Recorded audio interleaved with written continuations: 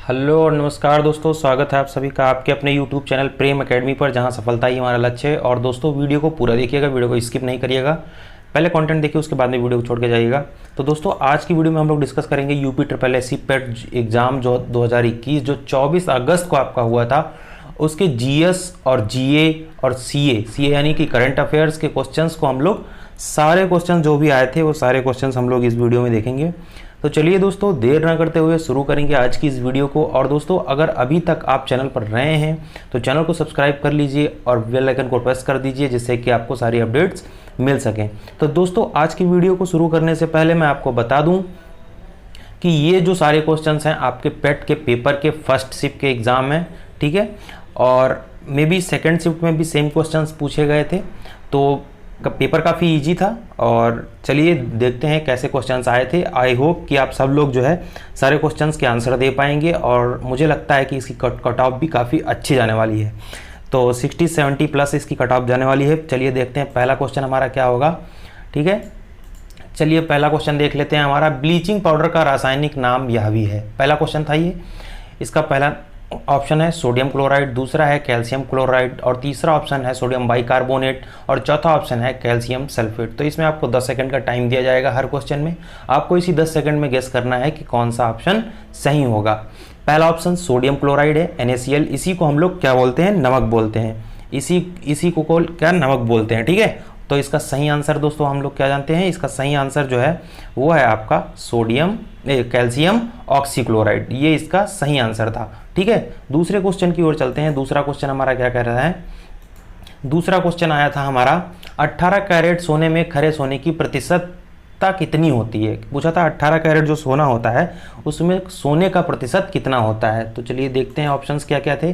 पहला ऑप्शन था 100%, दूसरा ऑप्शन था 75%, तीसरा ऑप्शन था आपके सामने जो है 80%, और चौथा ऑप्शन जो था आपका यहाँ पर 60% था। तो चलिए 10 सेकंड का समय है, आप क्वेश्चन को सही से पढ़ लीजिए और जो है इसका आंसर क्या होगा ये भी बता दीजिए। देखिए 100% तो नहीं होता है, इसमें कह सकते हैं जो 18 कैरेट का गोल्ड होता है उसमें 6 भाग जो है सोने का होता है, बाकी जो भाग होता है वो अदर एलिमेंट्स का होता है, ठीक है। तो इसका जो सही आंसर है इसका जो सही आंसर है वो है कौन सा, 75, ठीक है। ये वाला 75 इसका राइट आंसर है, ठीक है।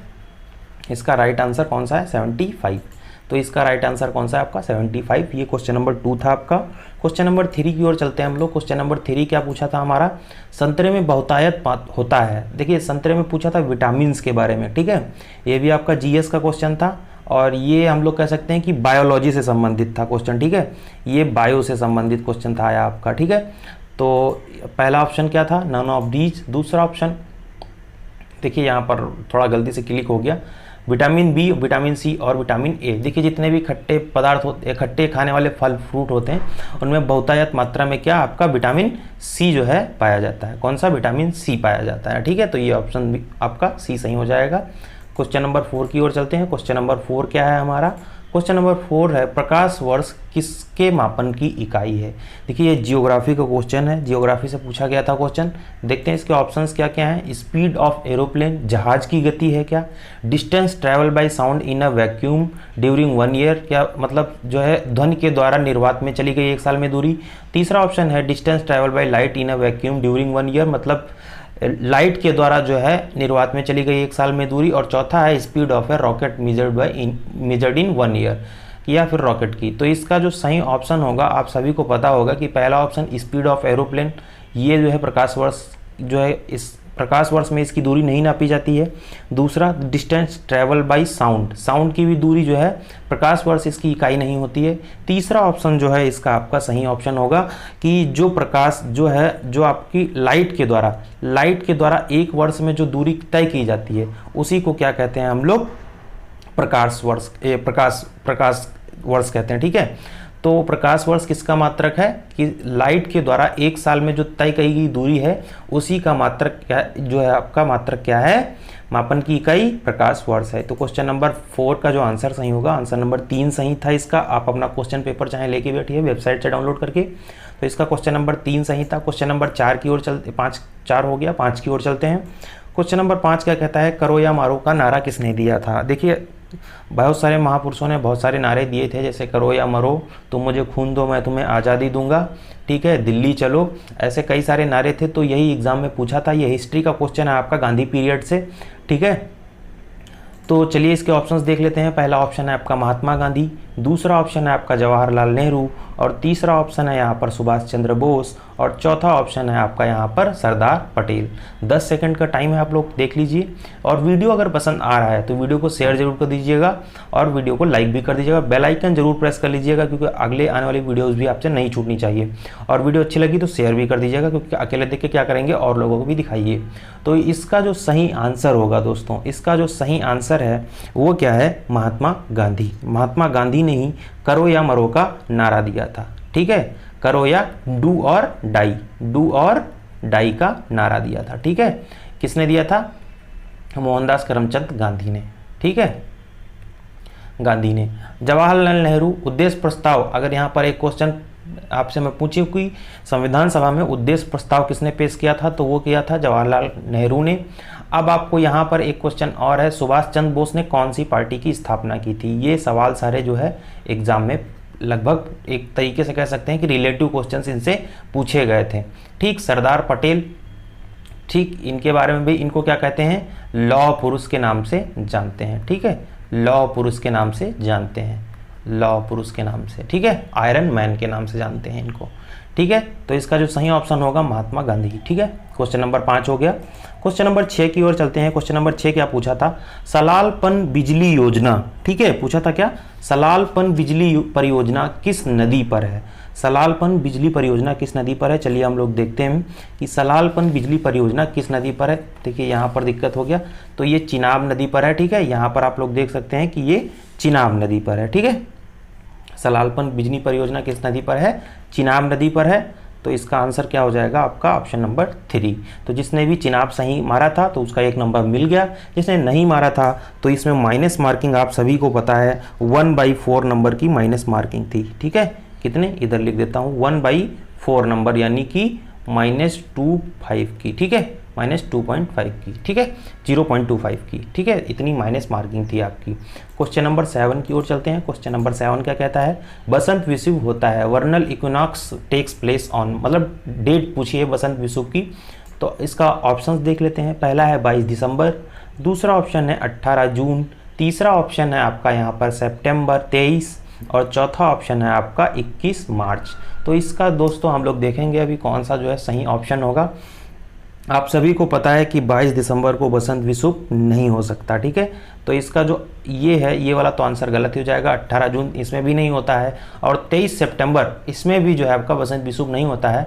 तो इसका जो राइट आंसर होगा वो आप लोग को पता चल गया होगा कि 21 मार्च को जो है आपका बसंत विषुव होता है। जिन्होंने ये 21 मार्च ऑप्शन नंबर 4 को टिक मारा था उनका आंसर सही हुआ, जिन्होंने ये टिक नहीं मारा था उनका आंसर गलत हो गया, और 0.25 नंबर का घाटा हुआ, ठीक है। चलिए देखते हैं, यहाँ पर उन लोगों का चालान कट गया जिन्होंने जो है आंसर जो है 23 सितंबर मारा था, ठीक है।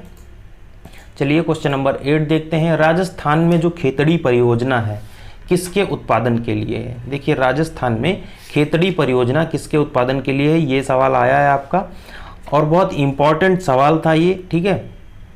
तो इसके ऑप्शंस देख लेते हैं। पहला है एल्यूमिनियम के उत्पादन के लिए, दूसरा है स्टील के उत्पादन के लिए, और तीसरा है आपका कॉपर के उत्पादन के लिए, और चौथा है आपका जो है जिंक के उत्पादन के लिए। तो इनमें से बताइए आपका जो है कौन सा सही आंसर होगा। 10 सेकंड का समय है, आप लोग कमेंट कर सकते हैं या वीडियो पॉज कर अपना आंसर दे सकते हैं, ठीक है। तो बताइए कौन सा खेतड़ी परियोजना में किसका उत्पादन किया जा रहा है। तो आपको पता है कि खेतड़ी परियोजना में जो है सबसे ज़्यादा किस चीज़ का उत्पादन किया जा रहा है, कॉपर का उत्पादन किया जाता है। इसी को हम लोग क्या बोलते हैं, तांबा, ठीक है। तांबे का उत्पादन जो है खेतड़ी परियोजना के लिए किया गया है, ठीक है, तांबे के उत्पादन के लिए। तो क्वेश्चन नंबर 8 का जो सही आंसर क्या है वो है कॉपर, ठीक। क्वेश्चन नंबर 9 की ओर चलते हैं। क्वेश्चन नंबर 9 क्या है, जब सुभाष चंद्र बोस ने भारतीय राष्ट्रीय कांग्रेस के पद से अध्यक्ष पद से इस्तीफा दिया तो इस पद का प्रस्ताव किसने दिया था। देखिए जब जो है सुभाष चंद्र बोस जो है एक समझ लीजिए कि अपोजिशन पार्टी से आए हुए नेता थे। गांधी नहीं चाहते थे कि सुभाष चंद्र बोस जो है कांग्रेस के अध्यक्ष बने, और गांधी का जो गांधी ने जो इनके विरोध में अपना जो है एक प्रतिनिधि भी खड़ा किया था, उसी प्रतिनिधि का नाम पूछा है। ठीक है, कि इनके इस्तीफे के बाद किसने जो है प्रस्तावना दी थी, ठीक है, प्रस्ताव दिया था अध्यक्ष बनने के लिए। तो ऑप्शन पहला है जेबी कृपलानी, दूसरा ऑप्शन है आपका पट्टाभी सीतारामैया, तीसरा ऑप्शन है राजेंद्र प्रसाद और चौथा ऑप्शन है आपका जवाहरलाल नेहरू। ठीक है, तो इसमें पूछा है आपसे कि जो है कौन सा आंसर आपका सही होगा। ठीक है, तो आप सभी को पता है कि जो सुभाष चंद्र बोस थे, ये कब 29 अप्रैल ध्यान दीजिएगा, 29 अप्रैल 1939 को कांग्रेस से अलग हो गए। ठीक है, 29 अप्रैल 1939 को कांग्रेस से अलग हो गए और ऑल इंडिया फॉरवर्ड ब्लॉक की स्थापना की। किसकी? ऑल इंडिया फॉरवर्ड ब्लॉक की स्थापना की। फॉरवर्ड ब्लॉक की स्थापना की। ठीक, फॉरवर्ड ब्लॉक की स्थापना की। ये कैसी लेफ्ट विंग की नेशनलिस्ट पार्टी थी, लेफ्ट विंग की नेशनलिस्ट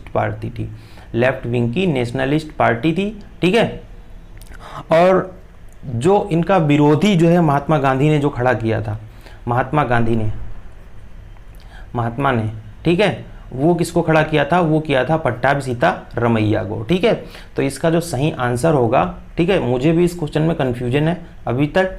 ठीक है, क्यों? तो मैं इसी आंसर को जो है सही मान के चल रहा हूँ, पट्टाभी सीतारामैया जो है इसका सही आंसर होगा। ठीक है, क्वेश्चन नंबर 9 का। क्वेश्चन नंबर 10 देखते हैं हम लोग। क्वेश्चन नंबर 10 क्या कहता है हमारा? उस भारतीय पहलवान का क्या नाम है जिस पर हाल ही में डोपिंग के लिए 2 साल का प्रतिबंध लगाया गया है? ठीक है, एक आपके भारतीय रेसलर हैं, ठीक है, अभी मैं नाम नहीं बताऊंगा, नाम आपको आंसर करना है, जिन पर 2 साल के लिए जो है टोक्यो ओलंपिक में भाग लेने के लिए प्रतिबंध लगा दिया गया है। ठीक है, यूनाइटेड वर्ल्ड रेसलिंग के द्वारा जो है इन पर क्या किया गया है? 2 साल के लिए प्रतिबंध लगा दिया गया है। तो उसका नाम पूछा था यहाँ पर क्वेश्चन नंबर 10 में। ठीक है, तो यहाँ पर आप लोग बताएंगे। पहला ऑप्शन था पवन कुमार, दूसरा था सुमित मलिक, तीसरा ऑप्शन था रविंद्र सिंह और चौथा ऑप्शन था योगेश्वर दत्त। बताइए इसमें जो है कौन सा ऑप्शन आपका सही होने वाला है इसमें? ठीक है, आपके पास 10 सेकंड का समय है और आप जल्दी से जल्दी इसका आंसर कर सकते हैं। जिन लोगों ने पवन कुमार जो है आंसर मारा था, उनका बिल्कुल गलत है, उनका चालान कट चुका है, अपनी गाड़ी साइड में लगा लो। रविंद्र सिंह वाले भी अपनी गाड़ी साइड में लगा लो और योगेश्वर दत्त वाले भी जो क्या करेंगे, अपनी गाड़ी साइड में ही लगाना पड़ेगी इनको भी, क्योंकि इसका जो सही आंसर है इसका सही आंसर जो है वो है सुमित मलिक। सुमित मलिक को जो है 2 साल के लिए किसने? टोक्यो ओलंपिक ने बैन कर दिया है। ठीक है, टोक्यो ओलंपिक ने जो है क्या किया है? बैन कर दिया है। और ये किसने बैन किया है? इनको किसने बैन किया है? यूनाइटेड वर्ल्ड रेसलिंग जो है, वर्ल्ड रेसलिंग, ठीक, वर्ल्ड रेसलिंग, उसने जो है इन पर 2 ईयर का बैन लगाया है। ठीक है, 2 ईयर का बैन लगाया है। ठीक है, किस पर? सुमित मलिक पर। और ये बैन लगाया क्यों है? देखिए, जब भी आप किसी भी खेल में शामिल होंगे, चाहे वो राष्ट्रीय हो या अंतर्राष्ट्रीय हो, तो वहाँ पर ऐसे पदार्थों का सेवन नहीं करना होता है जो आपको एक्स्ट्रा एनर्जी देंगे। ठीक है, एक्स्ट्रा एनर्जी मीन्स ऐसे मतलब कई सारे जो है सप्लीमेंट बने हैं जिनको नहीं लेना होता है, और उन्हीं के लेने के चक्कर में सुमित मलिक को क्या किया गया है? 2 साल के लिए प्रतिबंधित कर दिया गया है। ठीक है, तो ऑप्शन नंबर इसमें कौन सा सही हो जाएगा? 2। तो इसका सही आंसर क्या है? आंसर जो आपका ऑप्शन नंबर 2 है जो इसका, वो सही आंसर है क्वेश्चन नंबर 10 का। क्वेश्चन नंबर 11 देखते हैं। क्वेश्चन नंबर 11 क्या कहता है? वह कौन सा राज्य है जहां एंड टू एंड कैबिनेट प्रणाली लागू की गई है? एंड टू एंड कैबिनेट प्रणाली लागू की गई है। तो चलिए इसके ऑप्शंस देख लेते हैं। एंड टू एंड कैबिनेट प्रणाली, ठीक है, कौन से जो है राज्य में लागू हुई है? बताइए, आप लोग के सामने आंसर भी हैं और क्वेश्चन भी है। ठीक है, क्वेश्चंस भी हैं और आंसर्स भी हैं। तो बताइए एंड टू एंड जो है प्रणाली कैबिनेट जो है किस राज्य में लागू हुई है? एंड टू एंड प्रणाली किस राज्य में लागू हुई है? तो इस देखिए हरियाणा राज्य, ये तो ऑप्शन बिल्कुल गलत हो सकता है। ठीक है, गोवा वाले भी अपना चालान कटा चुके हैं, उत्तर प्रदेश वाले भी अपना चालान कटा चुके हैं। उत्तर प्रदेश के मामले में कुछ नहीं कहना है, यहाँ लोग आते हैं फिर क्या होता है, खबर जाती है। ठीक है, तो इसका जो सही आंसर है वो क्या है, हिमाचल प्रदेश। इसका जो सही आंसर है वो क्या है, हिमाचल प्रदेश। तो जिन्होंने हिमाचल प्रदेश टिक किया था उनका आंसर बिल्कुल सही है। ठीक है, क्वेश्चन नंबर 11 का कौन सा आंसर सही हो जाएगा, हिमाचल प्रदेश। ठीक, दूसरा ऑप्शन देखते हैं। दूसरा क्वेश्चन जो क्वेश्चन नंबर 12 है हमारा, क्वेश्चन नंबर 12 देखते हैं। Which Indian ministry recently launch UDISE+ for 2020 and 19। ठीक है, बताइए किस जो है मंत्रालय द्वारा UDISE+ योजना लॉन्च की गई है। ठीक, देखिए दोस्तों, चलिए ऑप्शंस देख लेते हैं। मिनिस्ट्री ऑफ होम अफेयर्स, दूसरा था आपका ऑप्शन मिनिस्ट्री ऑफ एजुकेशन, और तीसरा ऑप्शन था मिनिस्ट्री ऑफ फिनांस, और चौथा ऑप्शन था आपका मिनिस्ट्री ऑफ हेल्थ। ठीक है, तो इसमें से आपको आंसर बताना है कि कौन सा आंसर आपका सही होगा। देखिए जो UDISE है आपका, UDISE है आपका, इसका फुल फॉर्म जो क्या होता है, यूनिफाइड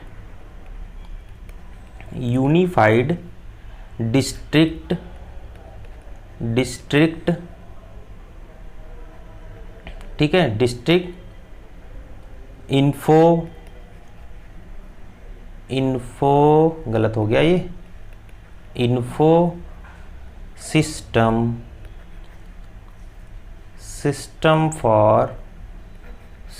फॉर एजुकेशन।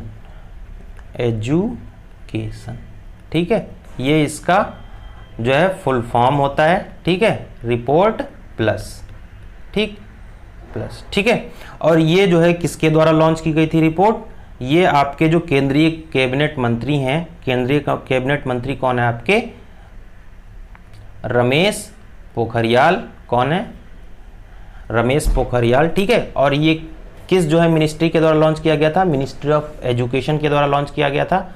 ठीक है, तो हम लोग इसका देखते हैं, एक मिनट। हाँ, मिनिस्ट्री ऑफ एजुकेशन के द्वारा लॉन्च किया गया था रमेश पोखरियाल के द्वारा। ठीक है, तो ये थोड़ा इसमें एक्स्ट्रा इन्फॉर्मेशन थी, वो आप लोग जान लेंगे।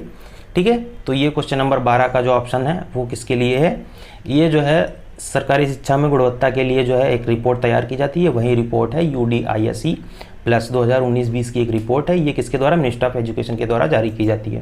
क्वेश्चन नंबर 13 देखते हैं। क्वेश्चन नंबर 13 क्या कहता है, who is the second Indian born American women astronaut to fly to space. देखिए पहली आपकी कौन थी, कल्पना चावला। पहला ऑप्शन देख लीजिए, कल्पना चावला। ये तो पहला ऑप्शन आपका बिल्कुल गलत हो जाएगा। जिसने भी इसको टिक मारा है उसका आंसर गलत हो जाएगा, वो अपनी गाड़ी साइड में लगाएं, उनका चालान कट चुका है। दूसरा है श्रेया बादला, और तीसरा है आपका रितु करीधाल, और चौथा आपका ऑप्शन है यहाँ पर शिरीषा बंदाला। ठीक है, तो बताइए इसका आंसर कौन सा सही हो जाएगा, इसका आंसर कौन सा सही होगा, तो इसका जो आंसर है वो कौन सा, शिरीषा बंदाला जो है आपकी सेकंड महिला है जो भारतीय मूल की हैं लेकिन अमेरिकन है। ठीक है, ये दूसरी महिला है भारत की जो है अब स्पेस में जाएंगी। ठीक है, रिसर्च करेंगी। तो क्वेश्चन नंबर 13 का जो ऑप्शन 4 है वो बिल्कुल सही है। बाकी जिन्होंने इन तीनों ऑप्शंस में से किसी एक को चुना है वो जो है अपनी गाड़ी साइड में लगा लें क्योंकि उनका चालान कट चुका है। ठीक है, question number 14 artificial intelligence based portal SUPACE launched for which court in India.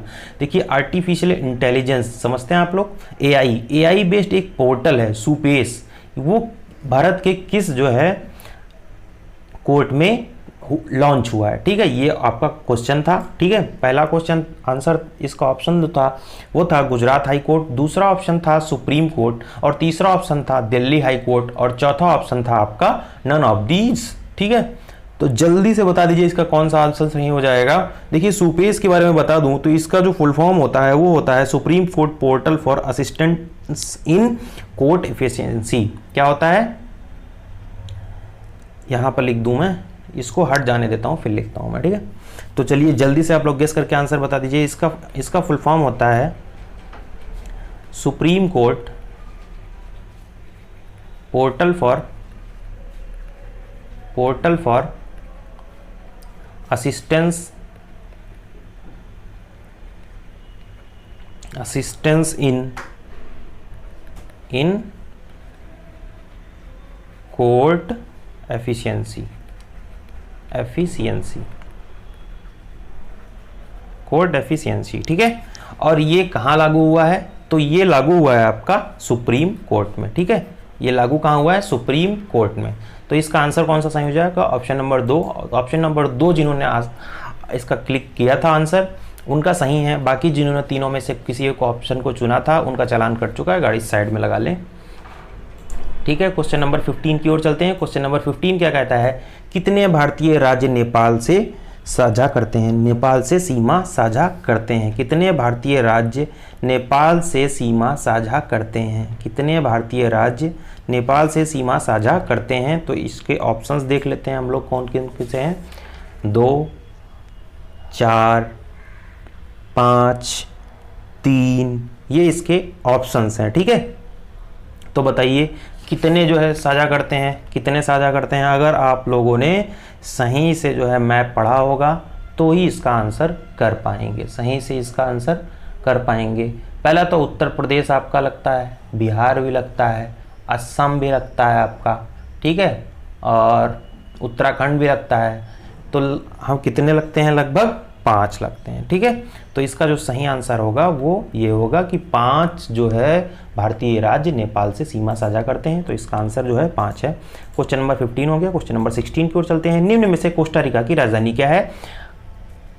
जीए का क्वेश्चन है, ठीक है। तो इसका ऑप्शंस देख लेते हैं। पहला ऑप्शन है ढाका, दूसरा ऑप्शन है आपका यहाँ पर सैन जोस, तीसरा ऑप्शन है आपका दिल्ली, और चौथा ऑप्शन है आपका यहाँ पर बीजिंग, ठीक है। तो ढाका किसकी है? ठीक है, बांग्लादेश, ढाका, ठीक। नेपाल की काठमांडू है राजधानी। दिल्ली भारत की राजधानी है खुद की, ठीक है। बीजिंग चाइना की राजधानी है, ठीक है। तो इसमें ऑप्शन कौन सा बचा? Option number 2।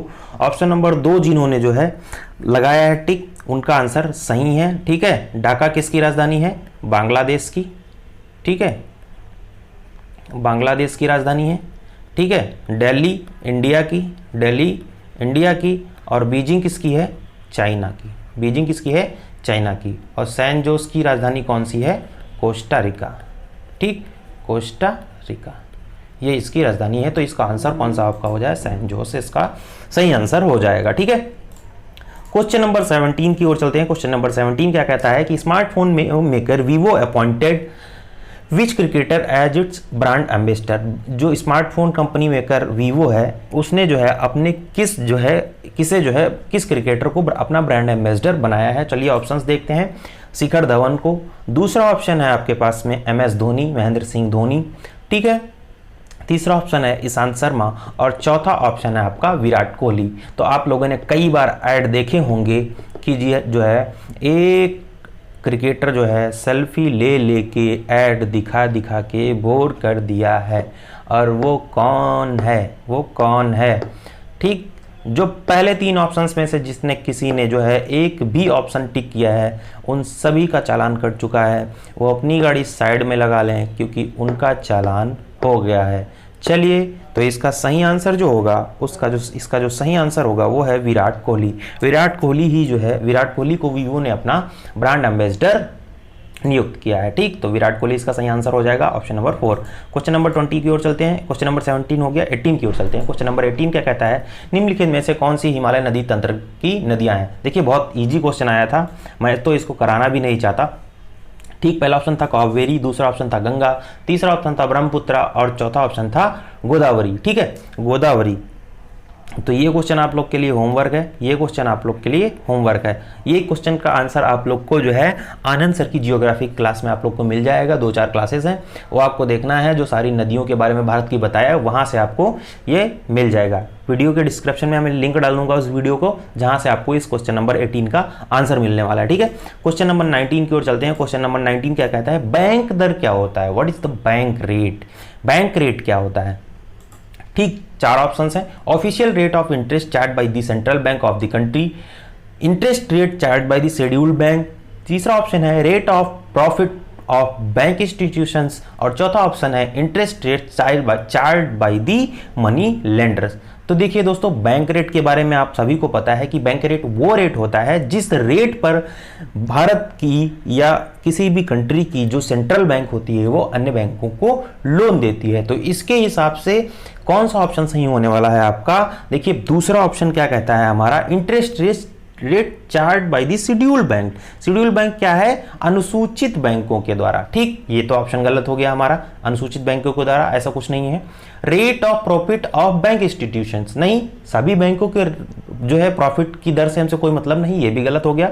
Interest rate charge by the money lender, मतलब उधार लेने वाले से जो, मतलब जो व्यक्ति से उधार, जो व्यक्ति ले रहा है उधार पैसा बैंक से, उससे जो रेट चार्ज होता है वो रेट है क्या? ये नहीं, ये वो रेट है बैंक रेट जो बैंक से लेता है। जैसे इंडिया का सेंट्रल बैंक जो है आरबीआई जो है अन्य बैंकों से, जो जैसे आरबीआई से कोई बैंक लोन लेता है जिनसे वो लेता है, उस पे जो इंटरेस्ट लगाती है आरबीआई, उसी को क्या कहते हैं? बैंक रेट कहते हैं।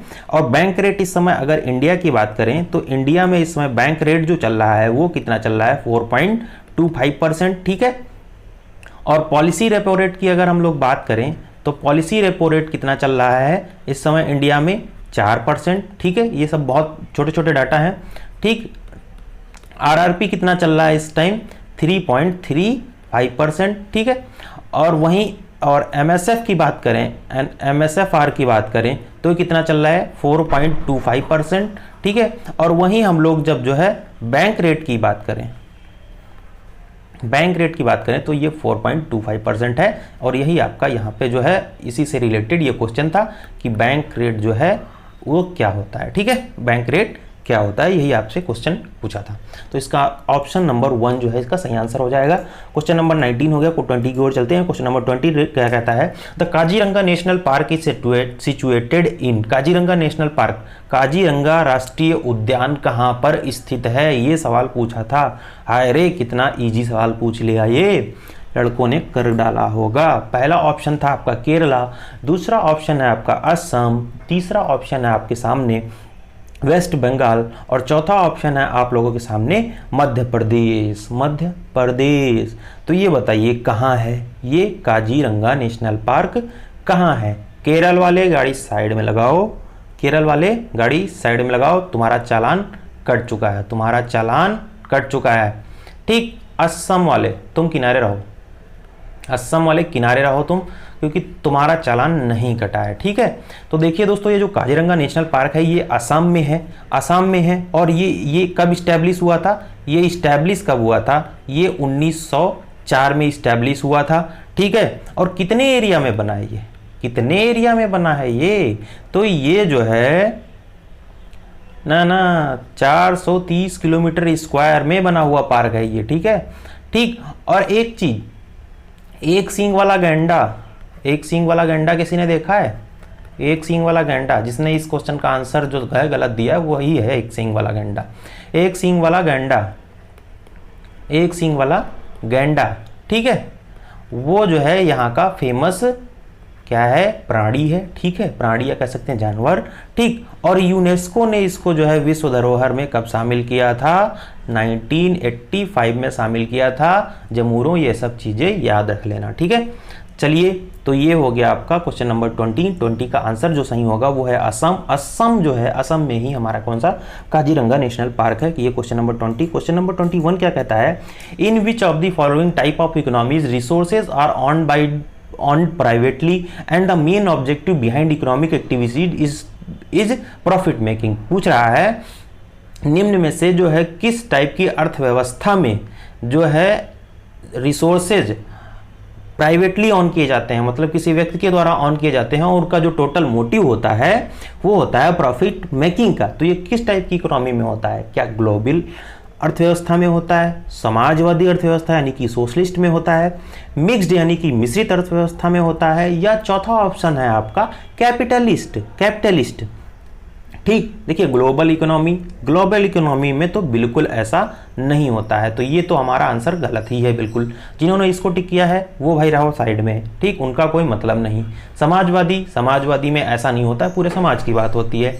मिक्स्ड इकोनॉमी जैसे इंडिया की इकोनॉमी है। ठीक, मिक्स्ड इकोनॉमी जैसे इंडिया की होती है। कुछ चीज़ें क्या कहती है कि प्राइवेट कंपनियां भी ऑन करती हैं और कुछ चीज़ें क्या करें गवर्नमेंट ऑन करती है। ठीक है, गवर्नमेंट ऑन करती है, जैसे गवर्नमेंट कुछ चीज़ों को लीज पे उठा देती है, जैसे रेलवे, जैसे इंडिया में रेलवे उठ गया धीरे से, ठीक, LIC उठ गई धीरे से, ठीक है, एयरपोर्ट्स उठ गए धीरे से, ठीक, एयरपोर्ट्स उठ गए धीरे से, ठीक, रेलवे स्टेशन उठ गए धीरे से, ठीक। तो ये ऐसा मिक्स्ड इकोनॉमी में होता है, ठीक है, जहां पर प्राइवेट और गवर्नमेंट दोनों मिलकर जो है इकोनॉमी को चलाते हैं। ठीक है, तो ये कैपिटलिस्ट इकोनॉमी क्या है? कैपिटलिस्ट इकोनॉमी वो है जहां प्रोडक्शन जो है takes place for the selling the output in the market, मतलब आउटपुट को क्या करते हैं मार्केट में बेचते हैं। आउटपुट जो भी होता है, जो उत्पाद होता है, उसको कहाँ बेचते हैं? मार्केट में। और इसका जो टोटल गोल होता है वो क्या होता है? Profit earning. इसका टोटल गोल क्या होता है? Profit earning. ठीक, प्रॉफिट अर्निंग। तो जो है ये किस टाइप की इकोनॉमी है? कैपिटलिस्ट। और इसी को हम लोग क्या कहते हैं? पूंजीवादी अर्थव्यवस्था। क्या कहते हैं? पूंजीवादी अर्थव्यवस्था। ठीक है, तो क्वेश्चन नंबर 21 का आपका आंसर जो है वो क्या है? पूंजीवादी अर्थव्यवस्था। ठीक है, क्वेश्चन नंबर 22 की ओर चलते हैं। क्वेश्चन नंबर 22 क्या कहता है? The 100 rupee note bear the signature of. Hindi में अगर बात करूं तो क्वेश्चन कह रहा है कि 100 रुपए की नोट पर किसके हस्ताक्षर होते हैं? 100 रुपए की नोट पर किसके हस्ताक्षर होते हैं? ठीक, बताओ। फाइनेंशियल सेक्रेटरी के होते हैं, प्रेसिडेंट ऑफ इंडिया के होते हैं, फाइनेंस मिनिस्टर के होते हैं, या RBI गवर्नर के होते हैं? देखिए, फाइनेंशियल सेक्रेटरी के तो बिल्कुल नहीं होते हैं। 1 रुपए की नोट पे जो है फाइनेंशियल सेक्रेटरी के नोट होते हैं। ठीक है, दूसरी चीज क्या है? President of India. President of India कभी भी जो है भारतीय मुद्रा पर हस्ताक्षर नहीं करता है। अगर प्रेसिडेंट ऑफ इंडिया सिर्फ जो है किसी भी नियम, किसी भी विधेयक को अधिनियमित करने के लिए उस पर हस्ताक्षर करता है। ठीक है, वो भी किसकी? मंत्रिपरिषद की सलाह पे। ये पॉलिटी वाली क्लासेस में देख लेना। पॉलिटी वाली क्लासेस के भी लिंक जो है आपको वीडियो की डिस्क्रिप्शन में डाल दूंगा मैं। फाइनेंस मिनिस्टर करता है क्या? वित्त मंत्री करता है? नहीं भाई, वित्त मंत्री भी 100 की नोट पर जो है हस्ताक्षर नहीं करता है। हमेशा याद रखिएगा कि ऊपर की तीनों ऑप्शंस में से कोई भी 100 की नोट पर हस्ताक्षर नहीं करता है। तो जिन्होंने ऊपर के 3 में से किसी भी एक मारा है आंसर, उनका चालान कट चुका है। ऑप्शन नंबर 4 इसका जो है सही आंसर होगा। RBI का गवर्नर जो है वो 100 की नोट पर हस्ताक्षर करता है। ठीक, क्वेश्चन नंबर 22 का आंसर कौन सा हो जाएगा? RBI का governor. Question number 23, question number 23, if RBI reduces the CRR, what will happen to the credit creation? अगर RBI कैश रिजर्व रेशियो को क्या करे? कम कर दे, तो क्रेडिट क्रिएशन पर क्या असर पड़ेगा? जो है साख पर क्या असर पड़ेगी? साख निर्माण पर क्या असर पड़ेगी? क्रेडिट को बोलते हैं साख। साख पर क्या असर पड़ेगा? ठीक, तो देखिए जो CRR होता है वो क्या होता है कि जो आपका क्रेडिट क्रिएशन है वो रेसिप्रोकल होता है किसके? CRR के। जो क्रेडिट क्रिएशन है, यहां पर मैं लिख देता हूं, जो आपका CC है क्रेडिट क्रिएशन, ये किसके? 1/CRR होता है। ठीक, 1/CRR होता है। मतलब जब CRR बढ़ेगा तब क्रेडिट क्रिएशन क्या होगा? घटेगा। ठीक, जब CRR घटेगा तब क्रेडिट क्रिएशन क्या होगा? बढ़ेगा। ठीक है, तो यहां पर क्या कह रहा है कि RBI रिड्यूसेस द CRR, मतलब CRR को क्या किया? घटा दिया। ठीक, तो क्रेडिट क्रिएशन क्या होगा? इंक्रीज होगा। बहुत ही समझने वाला क्वेश्चन था। ठीक, जिन्होंने इंक्रीज के अलावा किसी और ऑप्शन पर क्लिक किया है उनका चालान भरना पड़ेगा। ठीक, उनका चालान भरना पड़ेगा। और एक चीज, अगर CRR हाई है तो लिक्विडिटी पे क्या असर पड़ेगा? भाई क्वेश्चन ये भी तो आ सकता था, लिक्विडिटी पे क्या असर पड़ेगा? अगर कभी भी CRR बढ़ेगा, ठीक है, तो लिक्विडिटी क्या होगी? बढ़ जाएगी। लिक्विडिटी बढ़ जाएगी। ठीक है, तो ये बात भी आप लोग जान लेंगे। तो इसका ऑप्शन कौन सा सही हो जाएगा? 2। ठीक, चलिए क्वेश्चन नंबर 24। क्वेश्चन नंबर 24 क्या कह रहा है? निम्न में से कौन से संत शिवाजी के समकालीन थे? हाय रे, ये भी कितना इंपॉर्टेंट क्वेश्चन था और कितना अच्छे से पूछा था, कितना इजी भी था। शंकराचार्य पहला ऑप्शन, दूसरा ऑप्शन है चैतन्य, तीसरा ऑप्शन है नामदेव और चौथा ऑप्शन है आपके सामने तुकाराम। चौथा ऑप्शन है तुकाराम। आज आप लोग को मेरा फेस नहीं दिख रहा होगा क्योंकि जो है मेरा कैमरा कुछ दिक्कत कर रहा था, दैट्स वाई मैंने सोचा मुझे वीडियो तो लानी ही लानी है कैसे ना करके ये, तो मैंने सोचा ऐसे ही ये वीडियो बना देते हैं। तो इसका जो सही ऑप्शन है शंकराचार्य, देखियो शिवाजी के समकालीन, शिव नहीं एक्चुअली शिवाजी है।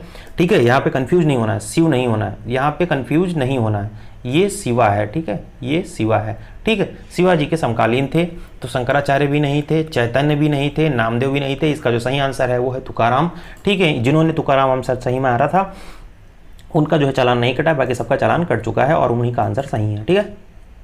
क्वेश्चन नंबर 25, बंगाल के प्रथम गवर्नर जनरल कौन थे? बंगाल के प्रथम गवर्नर जनरल कौन थे? बंगाल के प्रथम गवर्नर जनरल कौन थे? Who is the first governor general of Bengal? पहला ऑप्शन है लॉर्ड रिपन, दूसरा ऑप्शन है वारेन हेस्टिंग्स, तीसरा ऑप्शन है लॉर्ड लिटन और चौथा ऑप्शन है आपका लॉर्ड क्लाइव। 10 सेकंड का टाइम है, आप लोग खूब आराम से सोचिए, बताइए इसका आंसर क्या होगा। हालांकि मैं आपको एक हिंट देता हूं कि नीचे के दो छोड़ दीजिए, नीचे के दो में से किसी ने अगर एक कोई आंसर मारा है तो उनका भाई तो समझ लो क्या हो चुका है, उनका तो खत्म हो चुका कहानी। ये तो समझ लो, ये तो समझ लो, उनका कहानी तो खत्म हो चुका है। अच्छा चलो यहाँ पे एक और क्वेश्चन पूछता हूँ, भारत का पहला गवर्नर जनरल कौन था? भारत का पहला गवर्नर जनरल कौन था? इसमें ऑप्शन में दिया नहीं है, चलो मैं इसकी बात बता देता हूँ। देखिए जब 1773 का एक रेगुलेटिंग एक्ट लागू हुआ था तो जो बंगाल का गवर्नर था, गवर्नर का जो पद था 1773, ये थोड़ी सी हिस्ट्री के बारे में जान लेते हैं। 1773 का जो रेगुलेटिंग एक्ट था, रेगुलेटिंग एक्ट था, उसमें क्या किया कि जो बंगाल का जो गवर्नर था, बंगाल का जो गवर्नर था उसको क्या कर दिया, उसको नाम दे दिया गवर्नर जनरल का, गवर्नर जनरल का, ठीक है। ये कब हुआ आपका? 1773 के रेगुलेटिंग एक्ट के तहत, ठीक। इसी के अंडर क्या आ गया? मद्रास, ठीक है, मद्रास प्रेसिडेंटी, इन सब में जो मद्रास प्रेसिडेंटी थी आपकी, उसके बंगाल जो है गवर्नर अलग थे, ठीक है। तो क्या हुआ कि पहले जो है बंगाल के जो गवर्नर जनरल बने वो कौन थे आपके? वारेन हेस्टिंग्स, ठीक है, वारेन हेस्टिंग्स, ठीक, वो इसके पहले गवर्नर जनरल बने, ठीक। तो इसका ऑप्शन तो आपको समझ में आ गया कि ऑप्शन जो है 2 सही था, ठीक है। अगर हम लोग भारत के पहले बात करें, इंडिया का पहला गवर्नर जनरल कौन था, तो वो था आपका विलियम बेंटिक, विलियम बेंटिक, ठीक, वो आपका पहला कौन था? विलियम बेंटिक, ठीक है। तो इतना बात आप लोग ध्यान रखिएगा, ठीक है। और पहला अगर यहां पर गवर्नर की बात करें, पहला गवर्नर कौन था ये भी आप जान लीजिए, पहला गवर्नर कौन था, तो वो था रॉबर्ट क्लाइव। कौन था? रॉबर्ट क्लाइव आपका जो है पहला गवर्नर था, ठीक है। तो इसका ऑप्शन कौन सा सही हो जाएगा? वारेन हेस्टिंग्स, ऑप्शन नंबर 2, ठीक है, बंगाल के प्रथम गवर्नर जनरल थे, ठीक। क्वेश्चन नंबर 26 क्या कहता है? चरक संहिता संबंधित है। चरक संहिता संबंधित है, पूछा था किससे? गणित से संबंधित है या फिर चिकित्सा से संबंधित है या फिर जो है किससे? वास्तुकला से संबंधित है। और चौथा ऑप्शन था आपका किसका? राजनीति से संबंधित है। भाई राजनीति से तो चढ़क का अर्थशास्त्र संबंधित है, ठीक है, अर्थशास्त्र संबंधित है, ठीक है। वास्तुकला से संबंधित है नहीं। गणित तो आर्यभट्ट से संबंधित है, ठीक, आर्यभट्ट का जो है जो ग्रंथ है वो संबंधित है गणित से। तो बचा क्या इसमें? चिकित्सा बचा। चिकित्सा ही जो इसका क्या हो जाएगा? सही आंसर हो जाएगा। बाकी जिन्होंने गलत मारा है वो उनका गलत हो गया, ठीक। ये एक्चुअली ये जो चरक संहिता है, ये जो चरक संहिता है ये क्या है? आयुर्वेद का एक प्रसिद्ध ग्रंथ है। क्या है? आयुर्वेद का एक प्रसिद्ध ग्रंथ है, आयुर्वेद का प्रसिद्ध ग्रंथ है, ठीक है, प्रसिद्ध ग्रंथ है। और ये किस में लिखा गया है? ये लिखा गया आपका संस्कृत में, लिखा गया आपका संस्कृत में। लिखा किसने है इसको? लिखा किसने है ये भी बता दो। तो इसको लिखा है अतिपुत्र, अतिपुत्र पुनर्वसु ने। देखो इसको, ये सब क्वेश्चंस को बड़ा लाइटली मत लेना, ये क्वेश्चंस बहुत इंपॉर्टेंट हैं और आगे हो सकता है कि इनसे रिलेटेड क्वेश्चन पूछें, ठीक है, इनसे रिलेटेड क्वेश्चन पूछें, क्योंकि यूपीएससी के बारे में तो आप लोग जानते ही होंगे। और इसकी रचना कब हुई थी ये भी जान लेते हैं।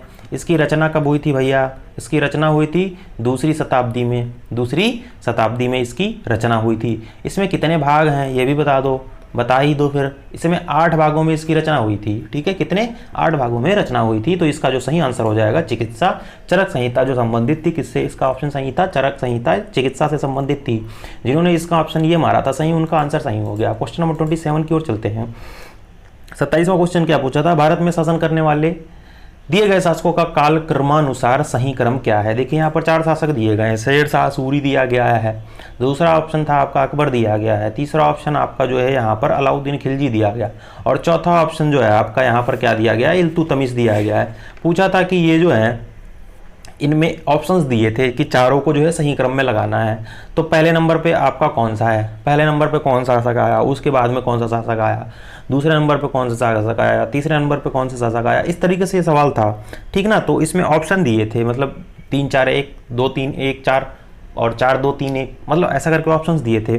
तो चलो अभी हम देख लेते हैं, ठीक है। तो देखिए इनके सबके कालक्रम जब हमको पता चल जाए, अगर हमको इनके कालक्रम याद हो तो हम इस क्वेश्चन का आंसर दे पाएंगे। तो शेरशाह सूरी के बारे में अगर हम लोग बात करें तो इसका जो कालक्रम था वो था 1538 से 1545 के बीच का, ठीक है। और अकबर की बात करें तो ये 1556 से 1605 ईस्वी तक रहा, ठीक। अलाउद्दीन खिलजी की बात करें तो ये 1296 से 1316 तक रहा, 1316 तक रहा। और जो दूसरा इसका है 1200, ये 11 से इल्तुतमिश 1236 तक रहा। तो आप लोग देखो कि सबसे पहले कौन आया, इल्तुतमिश, उसके बाद कौन आया, अलाउद्दीन खिलजी, उसके बाद कौन आया, फिर ये आया, ये क्या बोलते हैं, सॉरी, ये आया चौथे नंबर पे, ठीक, ये आया तीसरे नंबर पे। तो इसका ऑप्शन कौन सा सही था, 3 4 2 1 वाला, ठीक है, ये ऑप्शन इसका सही था। तो जिसने 3 4 2 1 वाला ऑप्शन सही मारा था उसका ऑप्शन इसका ऑप्शन ये गलत हो जाएगा, इसका ऑप्शन सही होगा। इस जो है ऑप्शंस के हिसाब से देखते हैं तो पहले नंबर पे कौन सा आएगा, 4, दूसरे नंबर पे कौन सा आएगा, 3, और तीसरे नंबर पे कौन सा आएगा, 1, और दूसरे नंबर पे कौन सा आ जाएगा, चौथे नंबर पे कौन सा आ जाएगा, अकबर, ठीक। तो इसका ऑप्शन जो सही होगा वो होगा 4 3 1 2, ठीक। तो इसका ऑप्शन यही सही होगा 4 3 1 2। तो जिन्होंने ये ऑप्शन सही मारा था उनका तो सही हो गया, बाकी सब जाओ भैया चालान कटाने। क्वेश्चन नंबर 28 देखते हैं, who among the following is known as the grand man of India. देखिए ये क्वेश्चन जो है ना कई बार, बहुत सारी बार जो है एनटीपीसी के एग्जाम में पूछा जाता रहा है अभी तक, कि भारत के जो है grand old man of India किसे कहा जाता है, ठीक है। तो बहुत ही सिंपल क्वेश्चन है, और एनटीपीसी में तो कम से कम मैं बोलता हूँ ये 50 सेट में 50 बार पूछा गया है, 50 सेट में ये 50 बार क्वेश्चन पूछा गया है, काफ़ी इंपॉर्टेंट है ये, आयोग में तो काफ़ी इंपॉर्टेंट तरीके से लिया है इसको, ठीक है। तो इसका जो सही आंसर है वो आपका ऑप्शन नंबर 4 है। दादा भाई नौरोजी को ही क्या कहते हैं, grand old man of India के नाम से जाना जाता है, ठीक है।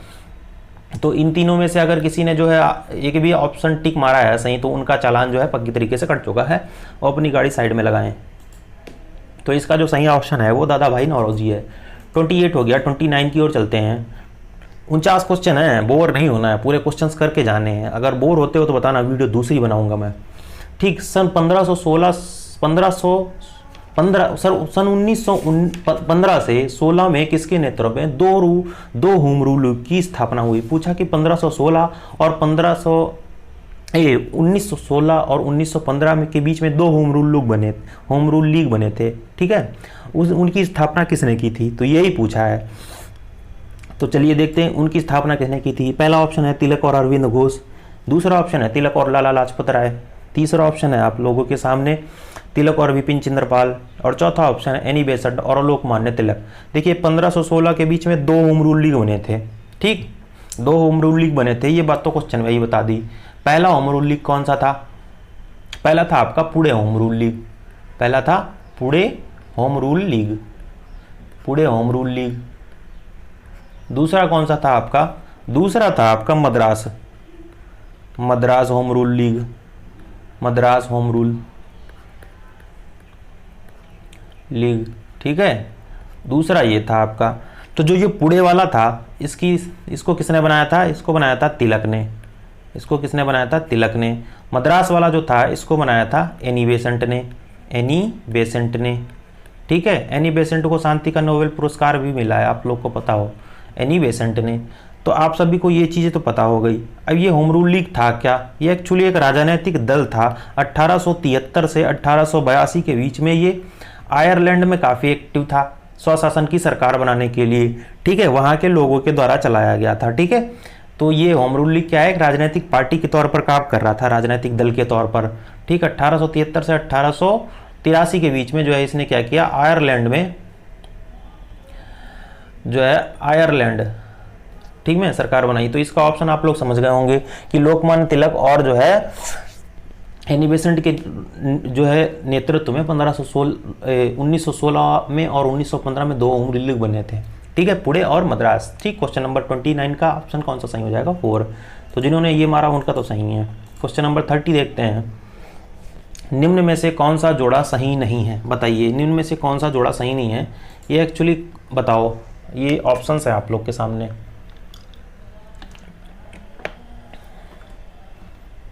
बताओ। 1709 डेथ ऑफ औरंगजेब, ऐसे मतलब सामने सामने दिया था कि 1709 में औरंगजेब की डेथ हुई। AD 78 में कमेंसमेंट ऑफ शक एरा, मतलब शक एरा की शुरुआत हुई कब? 78 AD में। AD 622 में कमेंसमेंट ऑफ मुस्लिम एरा की शुरुआत हुई 622 ईसा पूर्व में। ठीक है। BC 261 द कलिंग वार। देखिए सारी चीज़ें सही हैं इसमें, बस एक चीज़ गलत है, सारी चीज़ें जो है सही हैं। ठीक। शक संवत जो है कब शुरू हुआ था? ये गड़बड़ कर गया यार। देखो पहले वाले क्वेश्चन पे जाते हैं हम लोग पहले। ठीक है, इस पर डिस्कस करते हैं। थोड़ा सा मैं पेन का दिक्कत हो गया, यहाँ पे लग रहा है पॉइंटर का। ठीक, अब ठीक है। तो देखिए ये जो था मुस्लिम एरा, शक एरा, ये 78 जो है में शुरू हो गया था। 622 में जो है मुस्लिमों का उदय हुआ था। 622 में मुस्लिम संप्रदाय का कलिंग का युद्ध जो है 261 में ही हुआ था। एक चीज़ थी जो ये 1709 में जो है औरंगजेब की डेथ नहीं हुई थी, ये हुई थी 1707 में। औरंगजेब कब मरा था? 1707 में मरा था। और कहाँ पे मरा था? अहमदनगर में। अहमदनगर में। ठीक है, अहमदनगर में मरा था 3 मार्च को। तो ये गलत था इसमें। इसकी जो सही बात है वो मैंने आपको बता दी कि 3 मार्च 1717 को औरंगजेब की डेथ हुई थी अहमदनगर में, लेकिन इसमें ऑप्शन क्या दिया था? 1709। ठीक है, तो ये ही गलत हो गया, जोड़ा यही सही नहीं था। क्वेश्चन नंबर 30 हो गया। 31 देखते हैं। भारत के संविधान में जन स्वास्थ्य एवं स्वास्थ्य किसमें शामिल है? In Indian constitution public health and cleanness शामिल किसमें है? बताओ। पहला है समवर्ती सूची में, दूसरा है कॉन्करेंट लिस्ट है, ये आपकी स्टेट लिस्ट है, और चौथा है आपका संघ सूची। ठीक है, और ये तीसरा ऑप्शन संघ सूची और चौथा ऑप्शन था इसमें से कोई नहीं। तो बताओ भैया किस में शामिल है? आप लोगों ने DPSP पढ़ा होगा, DPSP पढ़ा होगा, DPSP पढ़े हैं, directive principles of state policy. DPSP पढ़ा हो। DPSP में आपको 3 चीज़ें दी हुई है, कई सारी चीज़ें दी हुई हैं। उसमें से आपको राज्य सूची के बारे में जो आपको आर्टिकल 246 और 246 और 248 में जो है आपको इससे संबंधित चीज़ें दी हुई हैं 7वीं अनुसूची में। ये 3 सूचियाँ दी हुई हैं, समवर्ती सूची, राज्य सूची और संघ सूची। इनमें से पूछा है कि जन स्वास्थ्य और स्वच्छता किसमें शामिल है। तो आप सभी को पता है कि ये जो आपको जब आप जो DPSP पढ़ेंगे, DPSP जब आप पढ़ेंगे तो DPSP में आपको क्या है, इसमें बताया गया है कि जन स्वास्थ्य और स्वच्छता किसका जो है काम है? ये है स्टेट का काम। तो ठीक है, ये स्टेट पॉलिसी में ही आता है। ठीक है, स्टेट पॉलिसी के अंदर आता है। तो इसका जो ऑप्शन सही होगा वो दूसरा सही होगा, राज्य सूची। ठीक है, तो इसका दूसरा ऑप्शन सही हो गया। चलिए क्वेश्चन नंबर 32 देखते हैं। 32 क्या कहता है? भारत में पंचायती राज व्यवस्था किसके अंतर्गत रखी गई है? पंचायती राज व्यवस्था मौलिक कर्तव्य, दूसरा ऑप्शन है आपके सामने राज्य के नीति निर्देशक तत्व, और तीसरा ऑप्शन है मूल अधिकार, और चौथा ऑप्शन है आपका इनमें से कौन है? None of these. ठीक है, आप सभी को पता है कि अनुच्छेद 40 में directive principles of state policy यानी कि भारत राज्य के नीति निर्देशक तत्वों के अंतर्गत में अनुच्छेद 40 आपका DPSP में, DPSP अनुच्छेद जो 40 है उसके अंतर्गत जो है कहता है कि प्रत्येक राज्य के जो छोटे ग्राम पंचायतों में पंचायती राज संस्थाओं का गठन करना अनिवार्य है। ठीक है, ये ऐसा अनुच्छेद 40 कहता है आपका। और ये आपका जो है 1991 में 73वां संविधान संशोधन के तहत जो है ऐसा करा गया। ठीक है, जो इसको संवैधानिक पंचायती राज जो था इसको संवैधानिक संस्था के रूप में मान्यता मिली थी 73वें संविधान संशोधन के द्वारा। तो ये किसके अंतर्गत आता है? आपका अनुच्छेद 40। अनुच्छेद 40 आपका आता है राज्य के नीति निर्देशक तत्वों के अंतर्गत।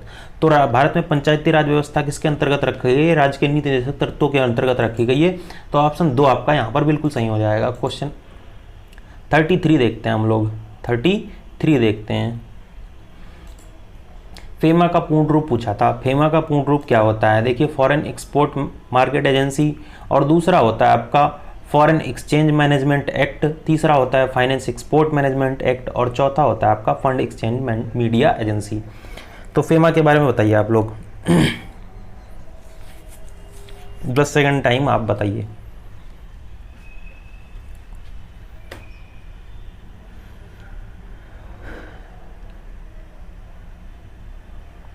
तो देखिए, जो फेमा है, ये फेमा जो आपका है, ये 1999 में ये एक एक्ट बना था जो विदेशी मुद्रा और भारत की मुद्रा का जो है विनिमय करता था, मतलब संभालने के लिए इसको बनाया गया था। तो इसको बोलते हैं फॉरेन एक्सचेंज मैनेजमेंट एक्ट। तो इसका जो पूरा नाम था यही था। ऑप्शन नंबर 2 आपका सही आंसर है, फॉरेन एक्सचेंज मैनेजमेंट एक्ट। ठीक है, क्वेश्चन नंबर 33 हो गया। 34 देखते हैं।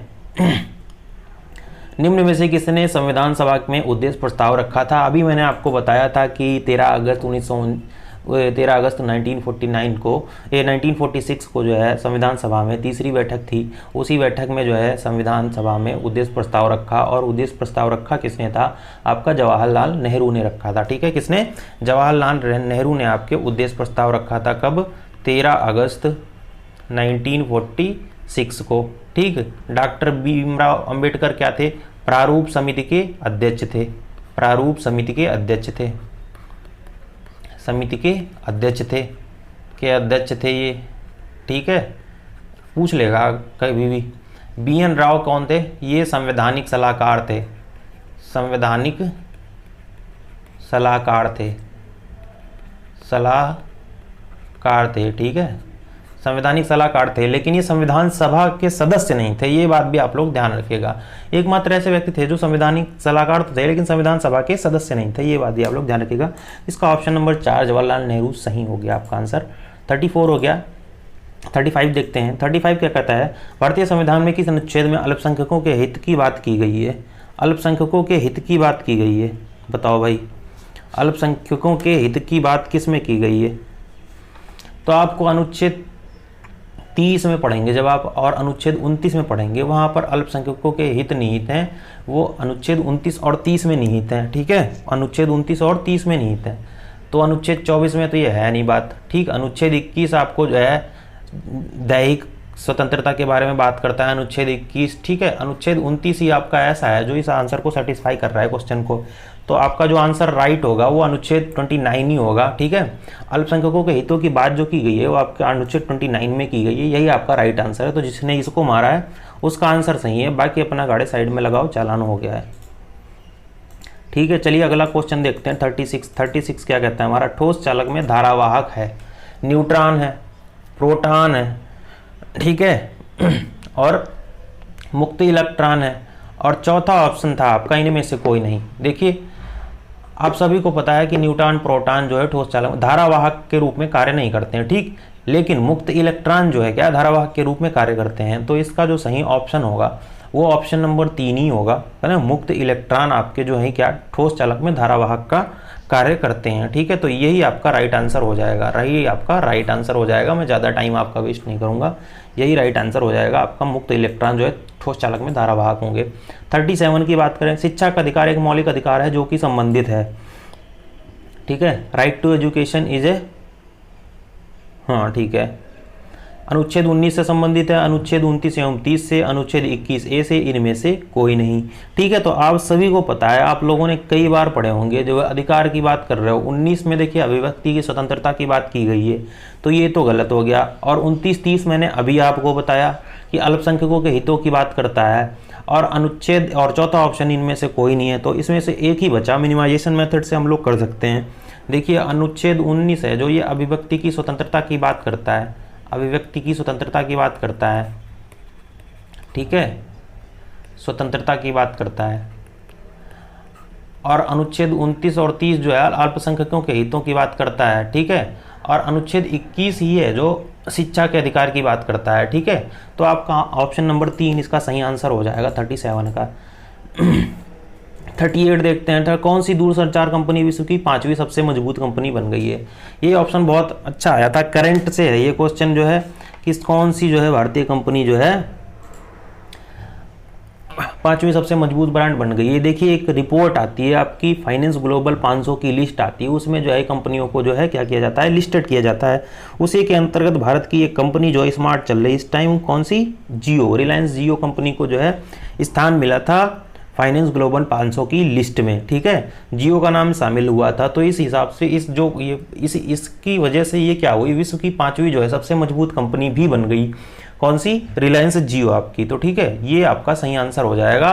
क्वेश्चन नंबर 38 में आपका सही आंसर क्या है, रिलायंस जियो आपका 38 में सही आंसर। 39 देखते हैं, bold bamboo oasis on land in draft परियोजना किस राज्य में शुरू हुई है। ठीक है, तो आपको मैं फुल फॉर्म बताने की जरूरत नहीं, आप यहाँ पे देख सकते हैं। चलिए इसके ऑप्शंस देखते हैं, मध्य प्रदेश में शुरू हुई है या फिर आपकी ये तब हरियाणा में शुरू हुई है, और तीसरा ऑप्शन है आपका कौन सा, बिहार में शुरू हुई है, और चौथा ऑप्शन है आप लोगों का राजस्थान में शुरू हुई है। तो बताइए, 10 सेकंड का समय है। देखिए ये परियोजना जो है खादी और ग्रामोद्योग आयोग के द्वारा शुरू की गई है। किसके द्वारा, खादी और ग्रामोद्योग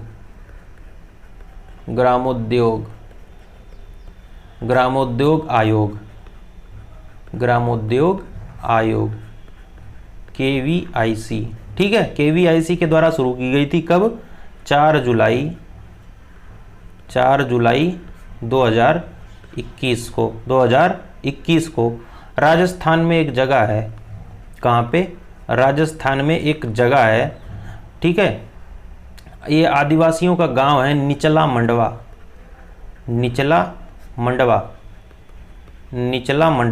ठीक है, वहाँ से जो है इस प्रोजेक्ट को जो है शुरुआत की गई थी, इस परियोजना की शुरुआत की गई थी। तो इसका जो सही ऑप्शन है वो क्या हो जाएगा, राजस्थान है। राजस्थान इसका सही आंसर हो जाएगा। 39 में आपका राजस्थान सही आंसर है। तो जिन्होंने राजस्थान मारा है उनका बिल्कुल सही आंसर है, बाकी आप लोग देख लीजिएगा किसका क्या गलत हुआ है। ठीक, क्वेश्चन नंबर 40 की बात करते हैं। संयुक्त राष्ट्र की जो कोवैक्स वैक्सीन है योजना के अंतर्गत कोविड-19 की मुफ्त वैक्सीन पाने वाला पहला कौन सा देश है। तो आप सभी को पता है घाना जो है पहला देश है। मुझे क्लिक नहीं करना था, मैंने क्लिक कर दिया, दैट्स वाई जो आंसर शो हो गया आप लोग को। तो घाना जो है यह सब पहला देश है जिसको संयुक्त राष्ट्र अमेरिका ने फ्री में जो है कोविड-19 की जो है कोवैक्स वैक्सीन जो है सप्लाई की है। ठीक है, तो ये आपको क्वेश्चन नंबर 40 का आंसर हो जाएगा। क्वेश्चन नंबर 41 देखते हैं। 41 क्या कहता है, निम्न में से किस शहर में लाइट हाउस परियोजना का क्रियान्वयन नहीं हुआ है। तो देखिए आवासीय और शहरी विकास मंत्री जो आपके हरदीप सिंह पुरी के द्वारा जो है गुजरात के राजकोट में जो है, ठीक है, इसकी शुरुआत की गई थी। किसके द्वारा, हरदीप सिंह पुरी के द्वारा। इसकी किस द्वारा, हरदीप सिंह पुरी के द्वारा। हरदीप सिंह पुरी के द्वारा इसकी शुरुआत की गई थी। ठीक है, गुजरात के राजकोट में। ठीक है, गुजरात के राजकोट में। ठीक है, तो इसमें देखो कई सारी चीज़ें शामिल थी। ठीक है, पटना भी शामिल था, क्या बोलते हैं आपका, रांची भी शामिल है। ठीक है, और जो है इसमें चेन्नई भी शामिल है। आपका इसमें अगरतला नहीं शामिल है शायद, आई थिंक। मुझे इस क्वेश्चन पे थोड़ा सा डाउट है कि अगरतला इसमें शामिल है कि नहीं शामिल है। मुझे इसमें, हाँ, ये अगरतला ही आपका इसमें सही आंसर है। जहाँ तक सही आंसर आपका पटना है। देखो, हाँ, कन्फ्यूज हो रहा था मैं। पटना अब जो है इसका सही आंसर है। रांची झारखंड ये परियोजना वहाँ पे भी लागू है, अगरतला में भी लागू है और चेन्नई में भी लागू है। ठीक है, तो पटना इसका सही आंसर हो जाएगा 41 का। 42 देखते हैं। 42 है, भारत के संविधान में लोकसभा के सदस्यों की अधिकतम संख्या क्या होती है। देखिए लोकसभा के अधिकतम संख्याओं की बात की गई है, तो लोकसभा में अधिकतम सदस्यों की संख्या के बारे में आपको बता दूं कि 530 तो आपके राज्यों के प्रतिनिधि होते हैं। ठीक है, और 20 क्या होते हैं आपके जो संघ शासित प्रदेश होते हैं, यूटीज से होते हैं। ठीक है, ये किससे, ये स्टेट के प्रतिनिधि होते हैं। ठीक, जिनको एमपीज बोलते हैं। ये यूटीज के एमपीज होते हैं। ठीक है, और प्लस 2 और होते हैं, इनको बोलते हैं एंग्लो इंडियन। ये राष्ट्रपति के द्वारा जो है नियुक्त किए जाते हैं। तो इस क्वेश्चन में डाउट था मुझे ये कि ये 552 है कि 550 है, क्योंकि अभी एक अमेंडमेंट हुआ था जिसमें जो है लास्ट जो है 2 एंग्लो इंडियन तो नियुक्त किए नहीं थे और अब से ये ख़त्म भी कर दिया है। तो इसका आंसर मैं तो 552 जो है मान के सही चल रहा हूँ कि जो अधिकतम संख्या होती है 552 होती है। अगर मैं वर्तमान की बात करूँ, प्रेजेंट की बात करूँ, तो प्रेजेंट में लोकसभा में 545 सदस्य ही हैं, केवल कितने 545 सदस्य ही हैं, ठीक है। तो आंसर नंबर 1 सही हो जाएगा 42 का आंसर नंबर 1। 43 देखते हैं, व्हेन इज हिंदी दिवस सेलिब्रेटेड, हिंदी दिवस कब मनाया जाता है? तो बहुत सिंपल सा ऑप्शन है, अक्टूबर 3 और अक्टूबर 1 और नवंबर 2। देखिए 14 सितंबर को हिंदी दिवस मनाया जाता है, आप सभी को पता है। ये क्वेश्चन जिसने भी गलत किया है भाई पढ़ लो, बहुत ही अभी तुम्हारे पास टाइम नहीं है क्योंकि कंपटीशन बहुत हाई हो गया है, तो अभी भी मौका है, पढ़ लो अच्छे से। ऐसे छोटे छोटे क्वेश्चंस के आंसर तो आप लोग को जो है देखते ही मारने हैं कि ये तो अच्छा है, इसका तो ये सही होगा, ठीक है। 43 हो गया। 44 देखते हैं, 44 क्या कह रहा है, which of the following countries is not a member of SAARC. पूछा है निम्न में से कौन सी कंट्री सार्क देश की जो है, सार्क जो है दक्षिण एशियाई जो देशों का संगठन है उसमें शामिल नहीं है। म्यांमार, बांग्लादेश, अफगानिस्तान और फिर बंगाल पूछा है। तो बताओ भैया सार्क में कौन कौन सा शामिल है? इसको बोलते हैं south Asian association for regional cooperation. क्या बोलते हैं इसको, क्या बोलते हैं? साउथ एशियन एसोसिएशन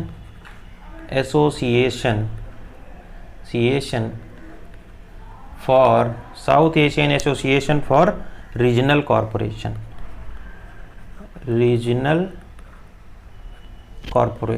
ठीक है, रीजनल कॉरपोरेशन, ठीक है। तो इसकी इस्टेब्लिश कब हुआ था ये? तो 1985 को जो है ये इस्टेब्लिश हुआ था। 8 दिसंबर 1985 को ये बना था सार्क आपका, ठीक है। इसमें कौन सा आपका बांग्लादेश, नेपाल और, ठीक है, मैं बता देता हूँ सारा आपको, भूटान, ठीक है, और कौन था आपका मालदीव्स,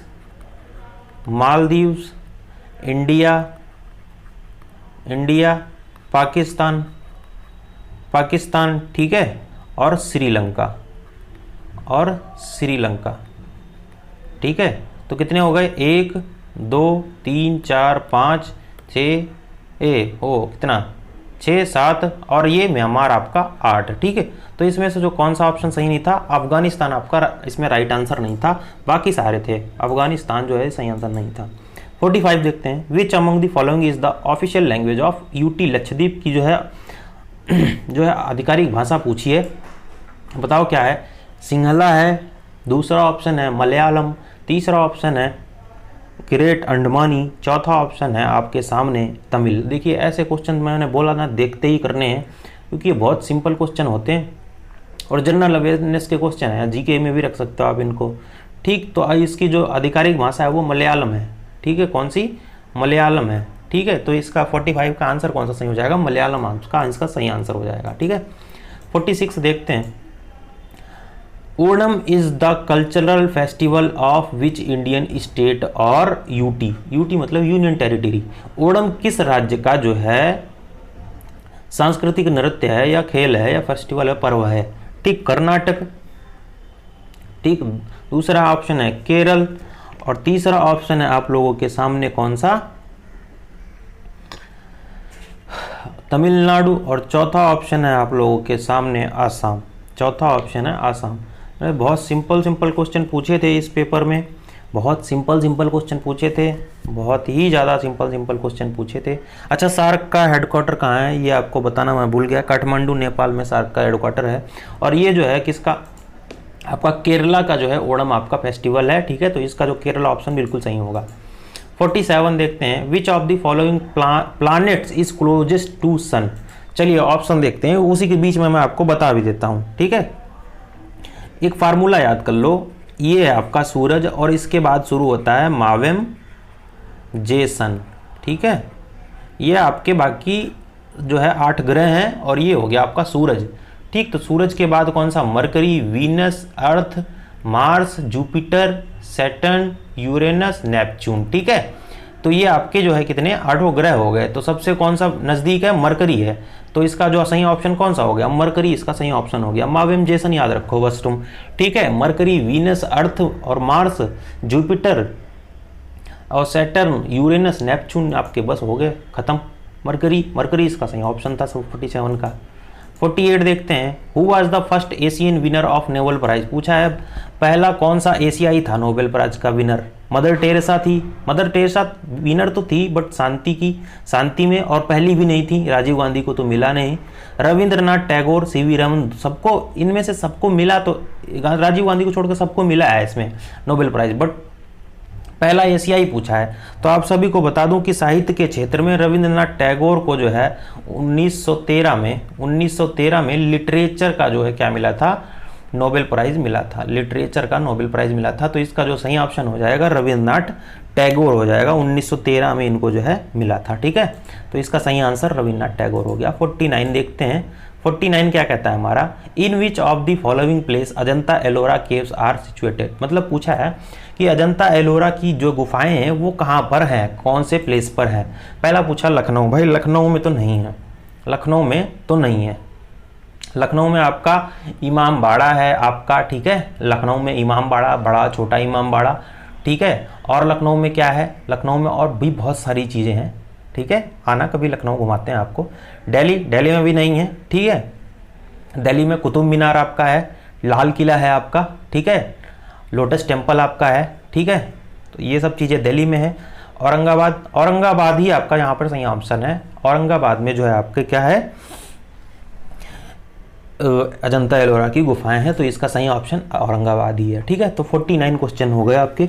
मैंने बोला था आपकी 49 क्वेश्चंस आपको कराऊंगा पूरे के पूरे।